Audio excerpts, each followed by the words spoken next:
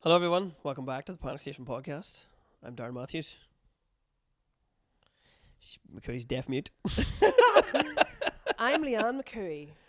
Yes, sporting the other Panic Station. So I know, sporting. That's dubious. I love these tops. Now, white tops are not good on fat people. why not? Because it's not flattering. I forget how fat I am sometimes, but then I think, overestimate how fat I am. I think you do too. Yeah, there is an element of dysmorphia there. But then at the same time, sometimes I'll like get a top and I'll buy it online or whatever. I'll buy it in a shop and I'll be like, fuck, that's going to look class, And then I imagine what I look like with it on. And then I'll put it on and I'm like, I had that the other day where I went to buy like a vest top for boxing or just for the weather being a bit better. And it was like, oh yeah, that looks good. And then right before I ordered it, the photograph said model is 6'1", wearing a medium. And I was like, well, if I wear a medium, it'll be a fucking down to my knees then. So I can't wear that. And I'm also too chunky to wear small. So just didn't buy it. No, I definitely do. Like sometimes like when I'm feeling like good about myself, I'll be like, oh yeah, I'm chunky but funky. That's okay. That's fine. And then I'll be like walking down the street or something, and I'll catch sight of myself, a side profile, and I'm like, ah! Side profile is the one that gets you, because I even losing a wee bit of weight from training and then looking in the mirror and going, yeah, that's a bit of progress. And then I turn to walk off and go, Yeah, what the fuck's that? exactly. You see, you have no issues. I have 3 issues. Potential health issues, or so. That'll be Do you funny. know what I Can't wait to hear that back in the I know. headphones. Somebody listening to Spotify is like, something wrong with my, what the fuck is the headphones out there? Just for anyone who isn't watching this, I have just bait the microphone off both of my tits and off my off my spare tire. This should be a Patreon episode if you're going to be doing ASMR. Oh my god! Which body part am I wrapping this sure fucking mic off? Yeah, you're like left boob, right boob. Yeah. Oh. Anyway, well, this is the episode because the good people of Nuri and Beyond have hopefully sent us things we can talk about without us having to, be professional, generate material, think of talking points. Fuck that. Yeah. Sounds like somebody that knows what they're doing would do. You see, Ollie, Pat, this is not the time. The point is, whenever I put up these question boxes on Instagram and stuff like that, because I am a banter merchant, right? Allegedly, people are just take it as just like carte blanche to just be like, yeah, fucking wanker McKay, talk about that. Where does one buy banter? Is it a haberdashery item? I don't know. Perhaps a warehouse of banter? Hold on a wee sec. Did we get anything that made sense, or was it all just people calling you names? What? Was it all just people calling you names, or did we get anything that made sense? Can I make a voice note while I'm here? Absolutely. All right. If you could give me a time, that would be great. Give me an approximate time, and I'll work towards that. Half one. That was my bariatric surgeon. Give me a time for my impending death. So we'll put up a wee question box, and then what do we say? And McCoy's followers went to fucking town. They always do, lad. They always do. I actually saw you posted a few of them last night that obviously we weren't going to use for the podcast. And I was just like, Jesus, this is just abuse. The first one to come in is, why are you a dose? Okay, why are you a dose? I don't know. That's subjective, isn't it? You're like, I don't think you're a dose. I think you're a bollocks. That's different. Thanks. Why are you bent? Now, I did put that up now with the reply. How else am I going to ride your ma? That was fantastic. Right? And people have been sending me messages of support. They're like, I can't believe someone said that to you. I can't believe it. You were just right to say that. The person who sent me that... Also bent? No. No. Well, who knows? No, he is one of my customers from the Hatch days, and he is quite a little banter merchant himself. And that is just how we communicate. Yes. Yeah, so... Same as when you see me and you immediately just try and degrade me like that. Aye. Yeah. I say hello and McCoy just says the worst thing that comes to her mind. Your parents didn't want you. Good afternoon. Yeah. I also know that, so that one doesn't even hurt. Wow. Wow, motherfucker. It's called a Catholic marriage, okay? Nobody's planned. It's all right, very okay. accidental. Right. Okay. Okay. Well, what did you get that wasn't people abusing you? Right. Okay. Okay. And Here's a are sensible we one. naming people, or will we just remain No, anonymous? right. Boss man Bing, Okay. who is actually the only other gentleman that's been in my apartment. Oh yes, we discussed this in the last episode where We I'm did. the second man to ever Mm-hmm. enter your safe zone. This guy will be more of a man than you'll ever be. So he has said, what is the hardest part of doing a comedy gig, and does it help having someone to bounce ideas off? There you go, you can take that. Hardest part of doing a comedy gig? That's a subjective one. Where's the gig? How many people's there? What are we doing? The hardest part of a comedy gig is probably... Do you know what the hardest part is? The first 30 seconds of the pure panic attack as you walk to the stage and then try and get the first laugh. Once you get the first laugh, you usually relax a wee bit, but it's fucking terrifying. As for people to bounce stuff off, it's kind of weird because we're comedians, so we actually don't know... Not that we don't know what's funny, but an individual audience will tell you something's funny. And it's very scary because sometimes things are funny to 5 audiences, and in the 6th audience, they're like, and what? And they're like... Yeah. As I'm sure you've seen has happened now, you've done more shows where Yeah. you go, I did that fucking standing ovation last night, the Yeah. night that stared at me Yeah. like I told them their dog was dead, Yeah, I've noticed that actually. which is terrifying because then that means there was no safe material. Yeah, you really do need. Well, This is I did a podcast a couple of weeks ago, and it came out on Thursday, and the guy that I was talking to said, so he's been really lovely and really complimentary, and he said to me, and then you're a very successful comedian now, and I was like, so I had to correct him and be like, mate, I am an emerging comedian. I am not a successful comedian. Being a successful comedian in Uri is like licking your fingers after a wank. That is, that's not how it works. But yeah, now that I have done more, I am starting to realise, Jesus, this is quite hard. Well, it's that whole thing where whenever we were running the comedy club in the cafe, I was like, go do more stuff because it's the home and away game. Yes, of Sure, course. playing in front of the fans is great, and then you have to go somewhere where nobody knows you. But then when it goes well, you feel better because there is no leeway. You're a total stranger to them, and they were digging what you were saying, so that's great. That is good. But I think the main thing is that I have noticed, or the main point of learning so far is to read the room. Yeah, straight away. But you would have known that from just watching other comedians. You do have that advantage of we have put on some of the best comedians in the country who even I watch. I watch everybody now. Yeah. To be like, there's so much shit in there I'm not doing that's way better. Yeah. But just to know what's going to land, like the death that I had in the pavilion, which apparently is the place to die, I did well the first time I was there. I went fully expecting to die on stage and didn't, and was like, interesting.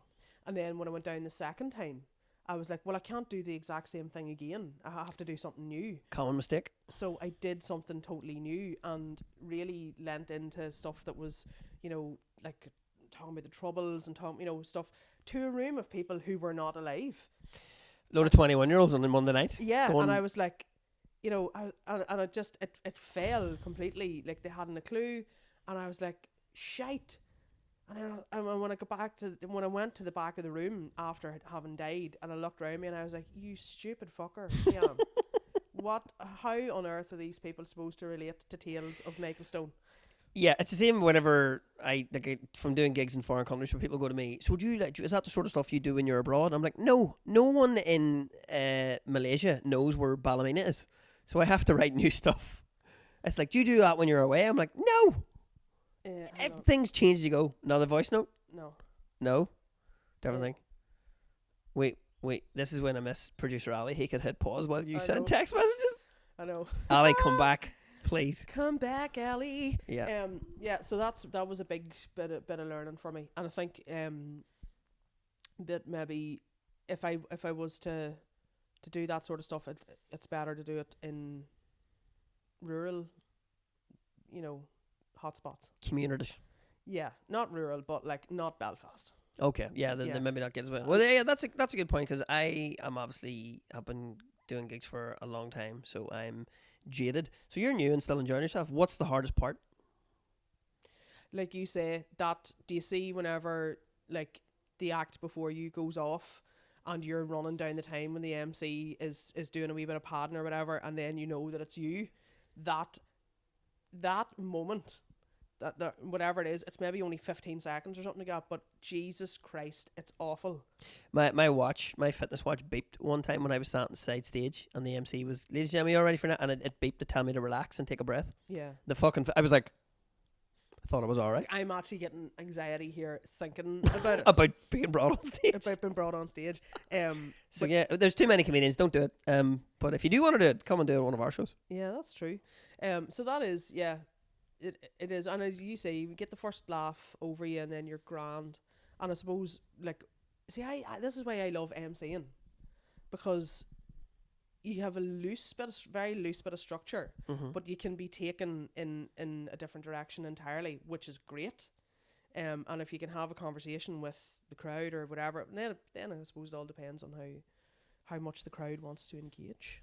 Yeah, oh yeah, there's nothing worse than a dry bunch. Oh, aye. And I've done those gigs too, Yeah. where people be like, yeah, that went well, and in your inner monologue is going, I am working.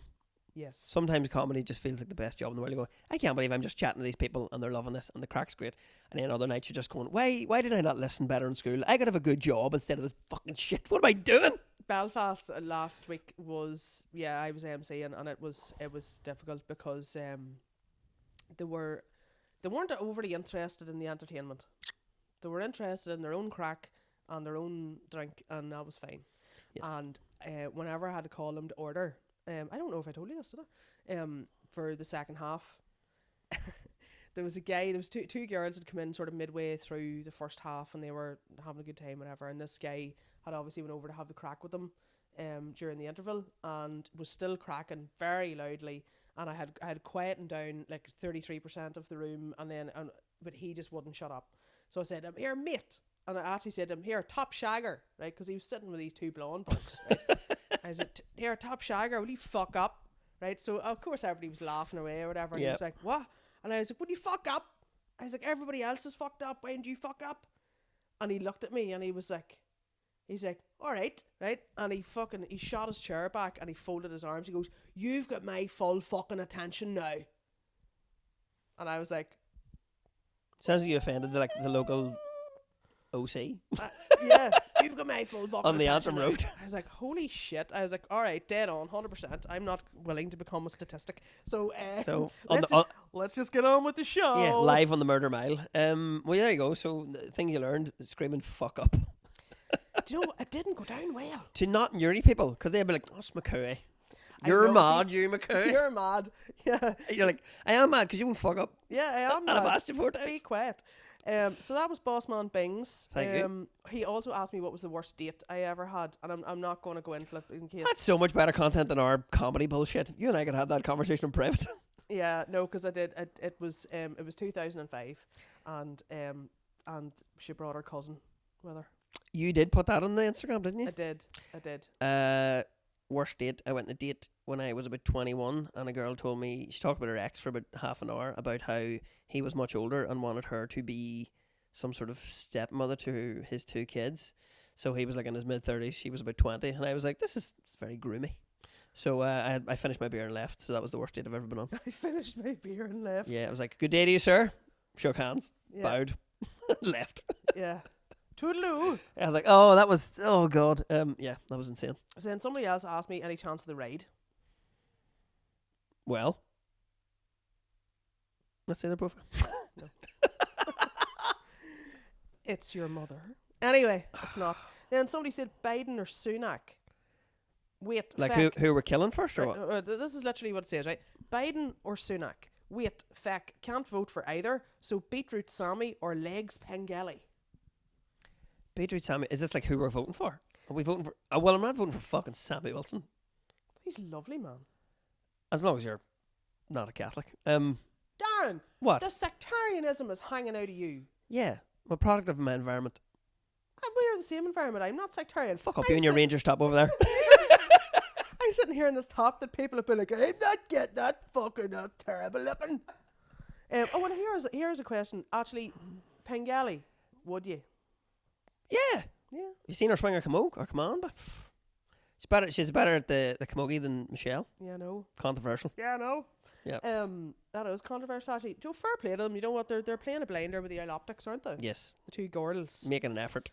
Yeah. Ladies leading from the front. It's good to see. It is actually good to see because the rest of us are getting on, so I'm not really sure why the fuck they're up to.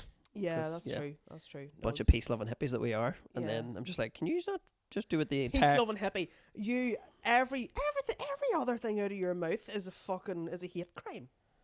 That's really not true at all. First episode, he talked about somebody drinking the blood of Catholics.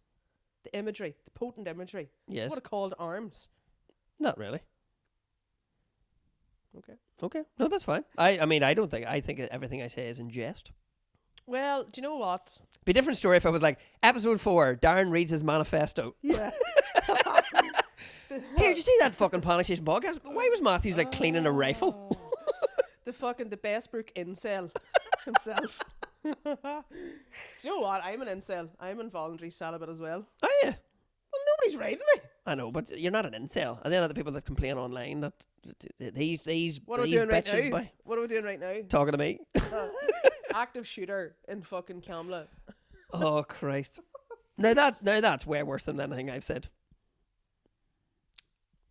I'm just talking about how I'm a big virgin. Alright, okay. Right, so somebody else has sent one specifically for you. INFD is in the point. How did he go from drummer to comedian? Who knew he was funny behind the drum? Well, I had a microphone behind the drum kit, but that was for singing purposes. How did I go from... I think I've told the story before. Music to comedy was... I got absolutely sick of dealing with musicians. Oh. Because I like to be very organised, and they're not. Okay. And people would be like, I can't afford new strings for my guitar. I'm like, see that cymbal there that goes... Tsh, yeah. It's £300. Fuck up and pay strings. So yeah, drums is very expensive, and then people would complain about not being able to afford things. Drummers it was annoying. Historically are insane wankers though. Who's a wanker? Like Phil Collins, that sort of thing? No, but is that not like a general sort of perception, or not a perception? It's just a truth universally acknowledged that drummers in the band, the drummer is the wanker, is the egotist. The drummer's the egotist? Surely that's a lead singer job or a lead guitarist. Okay, famous examples. Give me one. Oh my God, triggered much. I'm not saying. I'm just saying something I heard. This is like me trying to do crowd work when the crowd won't give you anything back. Can't just make a sweeping statement about my people. I am making a sweeping. I am relaying a sweeping statement that was. You're retweeting a generalization. Yes, I'm reposting. Okay. I played the drums as well at a stage, you know. Did you? Aye. When? In the Magnet. Did you learn drums in the Magnet? 98, 99. I took one lesson where the lad told me what each drum was called, and then taught myself after that. Right. Okay. Yeah. But I always I was having this conversation yesterday. Like, I am grand. I was having a conversation with somebody who is a musician, right, and who plays but has never played the drums. Plays everything else, doesn't play the drums. Okay. Cannot get the coordination down, as in like, you know, yes, all doing different things, whatever. And I was like, I was dead on with that, so I could play 4/4, whatever, right, and open and close the hi hats and do a wee disco flutter and do all that stuff, right? I can do that. See, to do a fill, no, don't know what to do. Well, we know you don't do men, so you're not going to do anybody called Phil. Thank you. Virgil Hughes taught me, and he was like, so in that moment where you're doing your fill, it doesn't matter what you do as long as you come back onto the beat, onto the one. Yeah. That in itself made me go, yeah. Because if I think, oh, well, I can do whatever I want in this moment, I will do nothing except panic about what's the right thing to do. What you do then is you do the Dave Grohl Nirvana where all of his fills were stolen from disco tracks, and you just go snare, kick drum, just go. That's it. Aye, great, fair enough. Very, very cool. But yeah, so I never had so when I have the liberty and have the, to do that, I was like, I don't know what to do. It's like decorating a Christmas tree. I can't do it. How is that related? Because there's no right way of doing it. There's no you cannot make a Christmas tree symmetrical. Okay, so you're saying with drums you were always you couldn't get back onto the beat. So if it was 1, 2, 3, 4, you couldn't get back to 1 by the time you... No, I probably could, but I just didn't know what to do in between. Like, what's the right thing to do? Okay, yeah. Unless it's that wee shady one from the fucking Stereophonics. Boom. Right? whatever, that's fine. But you see, to do something elaborate or something funky, no. What do I do? Funky is hard because that's usually a mix of drums and cymbals. Their funk drummers are unbelievable. Yes. So, Oh, what's well, the next question? I know. I love that we got from how I went from comedy or from comedy or no, from musician to comedian. Right, well, we'll And have I didn't. I have a drum kit. There's bonus content. I'm gonna make you play the drum someday. That's okay. Fantastic. Right, we've got 10 minutes and then I have to go. Do it. So, a man from Kiamla sent us this. Why is Newry such a dump? Is it the people, council, or is it just is it just a shithole? All right, I've had enough of this Newry I bashing. take objection to this, but Come anyway, on go now. on. Keep it at. We're trying to make it better. We're doing our best here. I don't think there's anything wrong with Newry, but I'm going to say something, right? I think the greatest obstacle to Newry being a great place is some of the people in it. Absolutely. So ask not what Newry can do for you, is my point. That's a good point. But as I said that before, running stuff, I was like, I grew up here and there was little to be at. So I was like, well, let's just do it ourselves. Aye. And then people were like, fuck you up to. I'm trying to make it better. Stop complaining. Yeah, but it's that whole thing where it's like, you know, It's easier to complain than it is to get off your hole and Yeah. do something. what do we want? Something different. When do we want it? When suits you. Yeah. Can you do Tuesday? That's shite.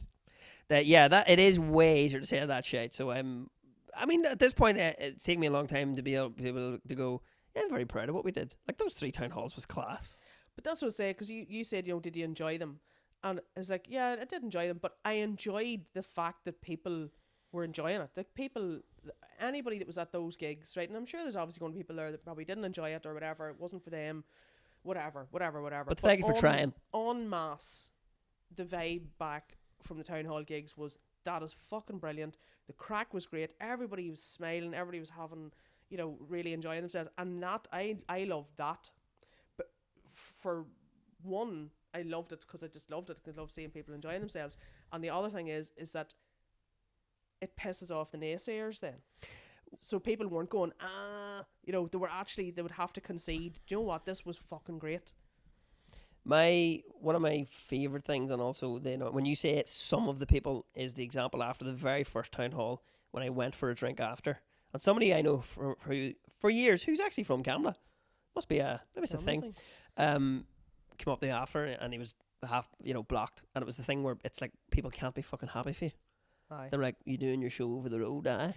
And I was like, yeah. And they were like, there's a few people coming in there, I heard somebody say it was shit, and I just went, well, what did you do tonight? Did you organise anything? Fuck off. Yeah. And that was just a lovely, I actually don't care. You see, Because you weren't there. The people that paid in and supported us and really had a good time, that's for them. That's not for you. Yeah. And it was class. It was really, really good. So I think that was cool. Yeah, that is what I like. And that people are saying, it's great to see it. It's great for the town. And you're like, yeah, it is great for the town. But in fairness to the people that have come, there's always been stuff done, but it maybe just hasn't been supported in the way that these have. And that's, I think a reason for that is because of the social media thing. Like, not being an arsehole, but like I've a lot of people on social media, so it's easier for me to get stuff out Yes. to an audience, and to even like, there's no point in saying that you're going to have like all 24,000 people on that page are going to see the stuff, but if 1% of 24,000 is bigger than 1% of 4,000, Yep.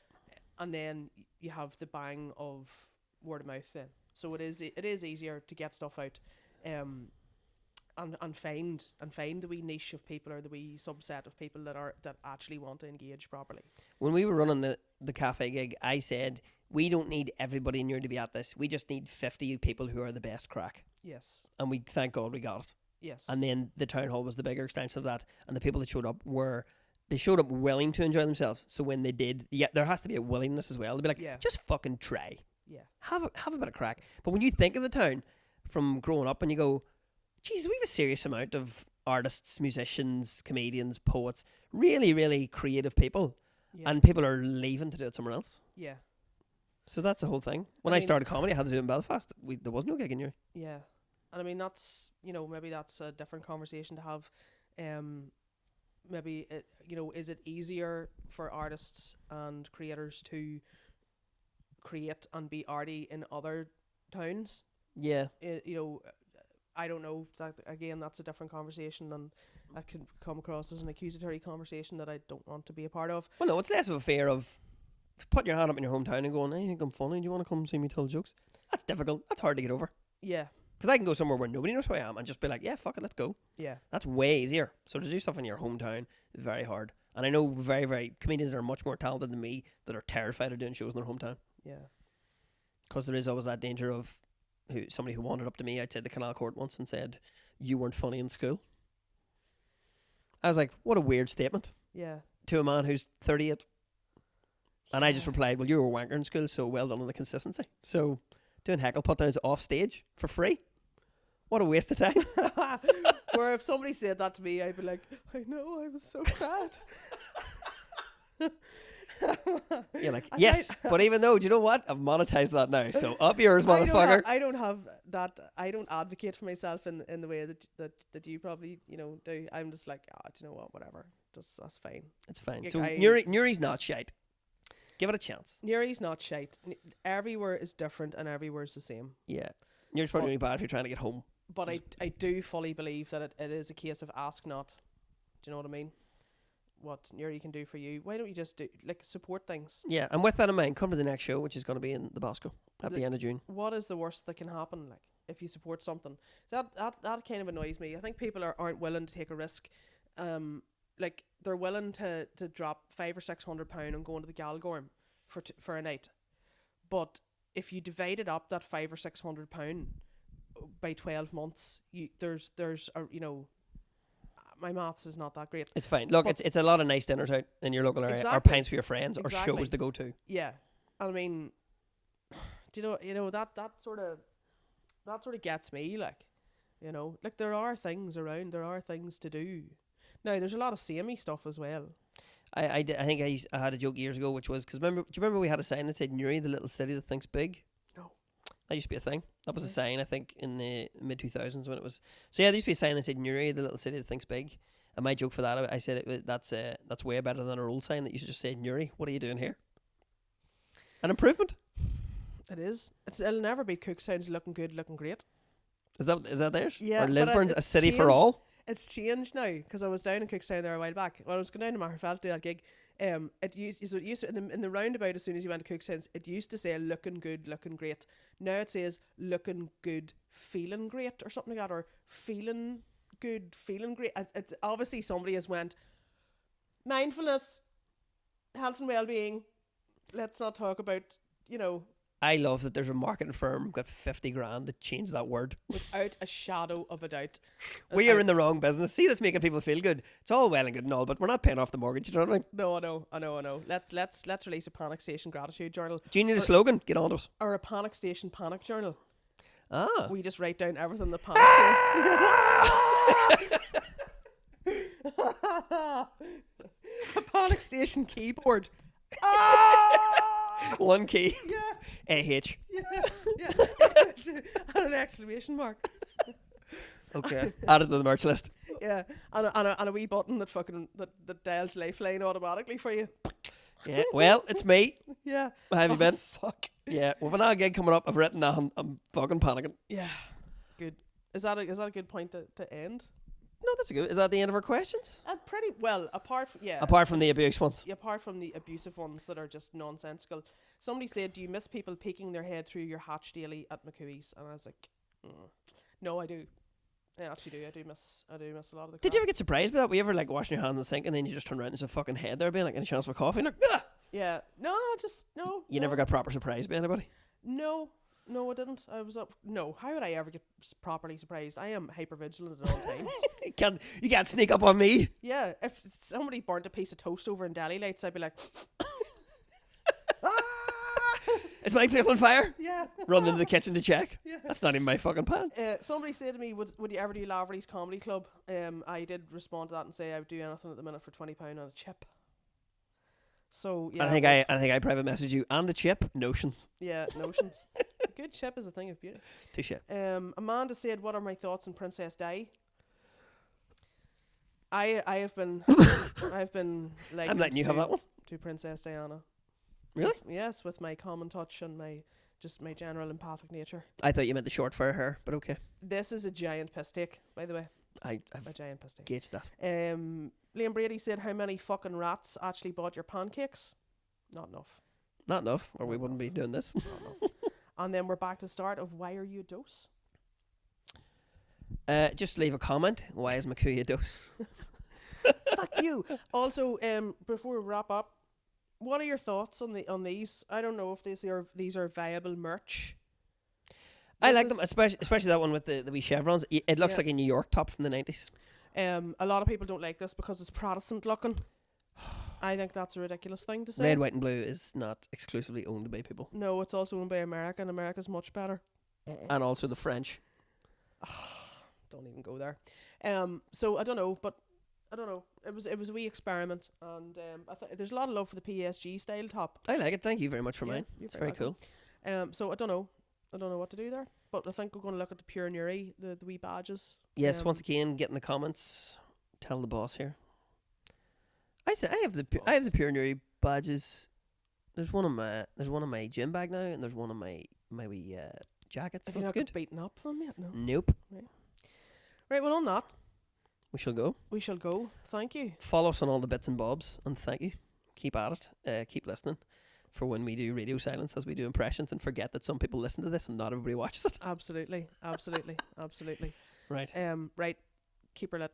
I'll go give this to producer Ali, see if he can salvage any of it. Good luck, buddy. Bye.